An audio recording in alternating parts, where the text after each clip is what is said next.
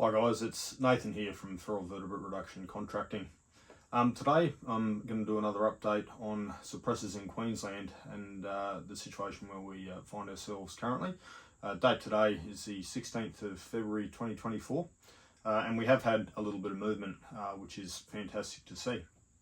So at this stage it remains unclear whether the Queensland Police Minister has seen the full brief from Queensland Police Service in relation to suppressors and their benefits.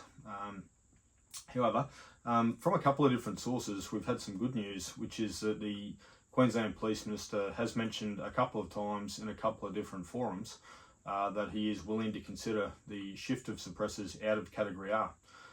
So that's great news, and I welcome a bit of common sense there in terms of bringing Queensland into line with other states, and a great common sense change, which is exactly what we've been hoping for.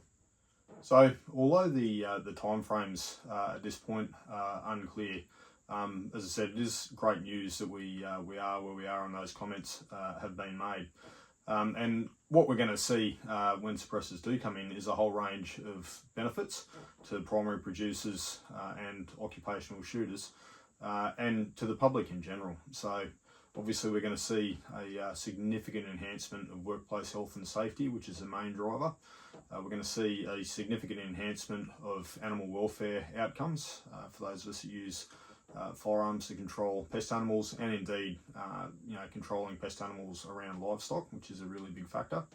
And we're also going to see public safety increase through a reduction in general exposure to loud noise and industrial levels of noise, which is essentially what unsuppressed firearms do.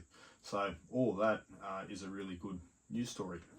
The other thing I'd like to do today, I've received some footage from Wedgetail Industries which shows a couple of different firearms being fired, suppressed and unsuppressed.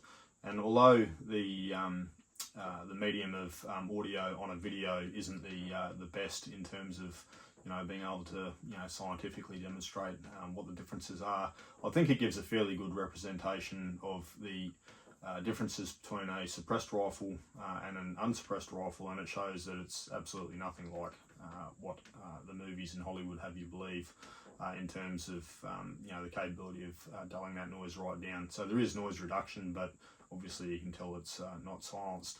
So the video is a marketing video from Wedgetail, which they've kindly lent me to chuck in this video, which is great. We'll just put that on now, and then we'll have some comments at the back end.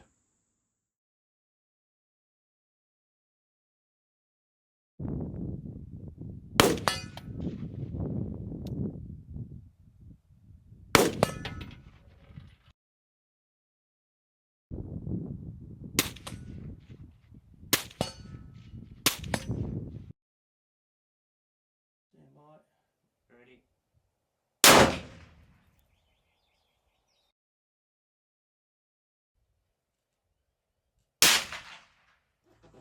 So as you can see in the video there, guys, there's a couple of different factors with the rifles. So obviously there's a significant reduction in noise, but it's by no means silence. So it takes that noise level down to an acceptable level for the firer and people within proximity, although by no means is that silent. So that was 308 Winchester, obviously, and both a bolt action and a semi-auto rifle, which are pretty common use with primary producers and professional shooters in Australia currently. So the other key point in there was the reduction in muzzle blast. So the muzzle blast, is essentially that gas and sound that comes out to the flank of a firearm when it's fired, and that pretty much is taken away with a suppressor. And that muzzle blast and radial blast really contributes to hearing loss and can make firearms uncomfortable to fire when they're fitted with a muzzle brake. So again, suppressors, significant benefit there. And you would have seen just watching how those rifles acted when they were fired between suppressed and unsuppressed, that the suppressed rifles were or appeared to move less when fired. So reduction in recoil, making them more accurate, which is a good thing within the context of feral animal control, etc. Yeah, and again, you come back to that noise level. So much better around livestock, much better around people, and much better around feral animals when they're being controlled in any number of different scenarios.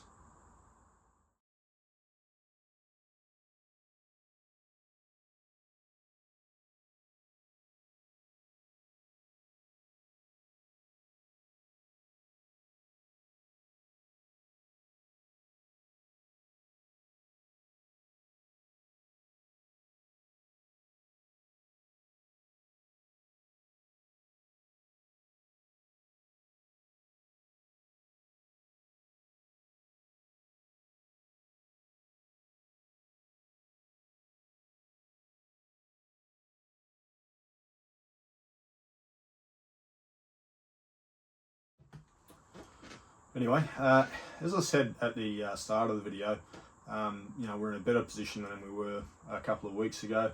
It's fantastic to see a little bit of common sense prevail, and to be taken seriously and have this issue looked at and given consideration. So again, it doesn't really matter what category suppressors are moved into, as long as they're moved out of category R, and then they are able to become available to prime producers and professional shooters initially, and then obviously we see where that goes from there, in line with what the other states in Australia are doing. So great news, good to be supported, and heard by politicians, which is great, and we'll provide an update in the next couple of weeks moving forward on how far we've progressed. One of the key issues here is obviously going to be time frame. So it's good that we're talking about it. It's good that there's some positive talk about it happening and it's being considered. However, this isn't a thing we want to see take another 2 years to be resolved. So we'll be keeping a very close eye on how it progresses, how it's moving, and what it's going to look like. And I'll keep providing updates as we move forward, hopefully every couple of weeks as the situation develops in a positive direction. Anyway, thanks for watching. If you have any questions or comments, please post them at the bottom of the video. I'll answer where I can, and we'll hopefully keep this ball rolling in the right direction in a timely fashion. Thanks.